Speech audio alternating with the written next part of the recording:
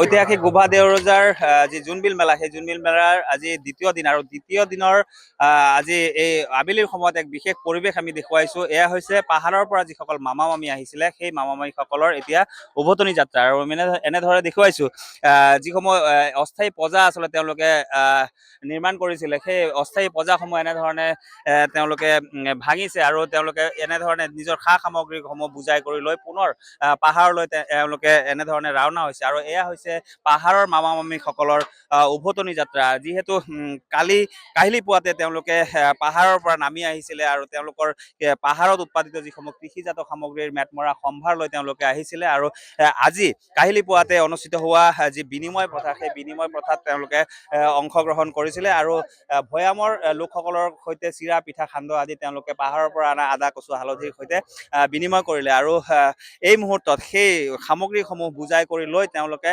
পুনৰ পাহাৰলৈ ৰাওনা হৈছে। আমি এনেধৰণে পৰিৱেশ দেখুৱাইছো বিভিন্ন পাহাৰৰ বিভিন্ন গাঁওসমূহৰ পৰা যিসকল আহিছিলে। আমি এগৰাকী মামা আছে, আমি তেওঁৰ পৰা কিছু কথা জানিম। আপুনি ক'ৰ পৰা আহিছিলে আৰু এতিয়া উভতনি যাত্ৰা নেকি? আমি এই পশ্চিম কাৰ্বি এই গমনাচাল নামৰ গাঁৱৰ পৰাই আহিছো।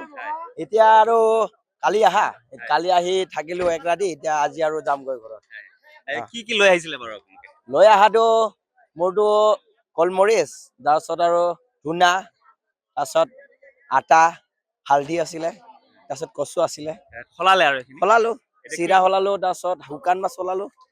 এতিয়া হৈ গ'ল। এতিয়া উভতনি যাত্ৰা পুনৰ পাহাৰলৈ। এতিয়া আৰু যাব লাগিব আৰু ঘৰত। যাবা হৈ গ'ল। সময় অহাবাৰ আহিম, আকৌ বেছিকে লৈ আনিম। নিশ্চয় এনেধৰণে আমি দেখুৱাইছো আচলতে উভতনি যাত্ৰা পাহাৰৰ পৰা যিসকল মামা মামী আহিছিলে তেওঁলোকে এনেধৰণে নিজৰ পুনৰ সা সামগ্ৰীসমূহ বুজাই কৰি লৈ এনেধৰণে সাজু হৈছে পাহাৰলৈ বুলি ৰাওনা হ'ব। স্থানীয় এগৰাকী যুৱকো আছে, আমি তেওঁৰ পৰা কিছু কথা জানিম। কি ক'ব, এটা পৰম্পৰা আচলতে পাহাৰৰ পৰা তেওঁলোকে প্ৰতি বছৰে নামি আহে, বিনিময় কৰে আৰু আজি তেওঁলোক পুনৰ পাহাৰলৈ উভতিব। পোনপ্ৰথমে সকলোকে ভোগালী বিহুৰ শুভেচ্ছা জ্ঞাপন কৰিলো। আচলতে এনেকুৱা হয় তাৰমানে কি এইটো এটা এই যে মুহূৰ্তটো আপোনালোকে গম পাইছে, এই মুহূৰ্তটো তাৰমানে এটা দুখ লগা মুহূৰ্ত। যিহেতু আমাৰ যে পাহাৰৰ পৰা যি মামা মামীবিলাক নামিছে পাহাৰলৈ, পাহাৰৰ পৰা ইয়ালৈ আহিছে, তেওঁলোকে কি হৈছে আজি এতিয়া তেওঁলোকে উভতনি যাত্ৰা কৰিছে। তেখেতসকলে এতিয়া আকৌ পাহাৰলৈ যাব, আমি ঘূৰি আকৌ এবছৰ পিছতহে তেখেতসকলক লগ পাম। গতিকে এইটো এটা বৰ মানে আৱেগিক এটা পৰিৱেশ বুলি মই ভাবো।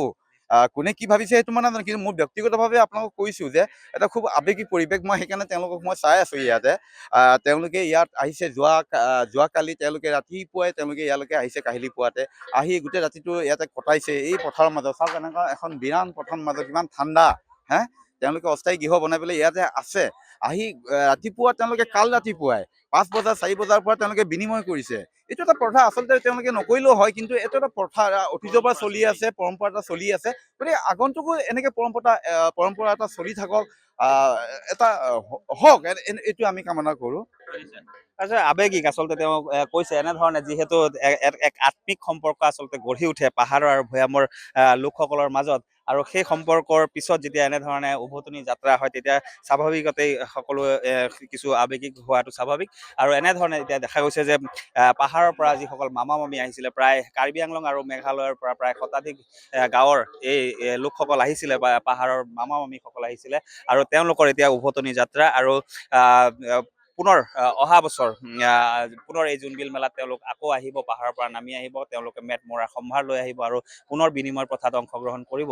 আৰু এই মুহূৰ্তত যিহেতু তেওঁলোকৰ বিদায় বেলা, তেওঁলোকৰ উভতনি যাত্ৰা, আৰু কাইলৈ জোনবিল মেলা যিহেতু অন্তিম তথা শেষৰটো দিন, আৰু কাইলৈ আচলতে গোভা দেউৰজাৰ যি অৰমবিল, সেই অৰমবিলত সমূহীয়া মাছ ধৰা প্ৰথা আছে। আৰু তাৰ পিছতেই মেলাথলীত গোভা দেউৰজাৰ নিৰ্দেশ মৰ্মে তেওঁৰ যিসকল বা বিষয় আছে সেইসকলে মেলাথলীত প্ৰতীকী ৰূপত কৰ সংগ্ৰহ কৰিব আৰু তাৰ পিছতেই এই বছৰৰ এইবেলিৰ জোনবিল মেলাৰ সামৰণি পৰিব। আপুনি বিচৰা বাতৰি পাব কেৱল নিউজ 18 এপত। নিউজ 18 এপ ডাউনলোড কৰিবলৈ স্কেন কৰক এই QR কোড। গুগল প্লে ষ্টৰতো পাব এই নিউজ 18 এপ।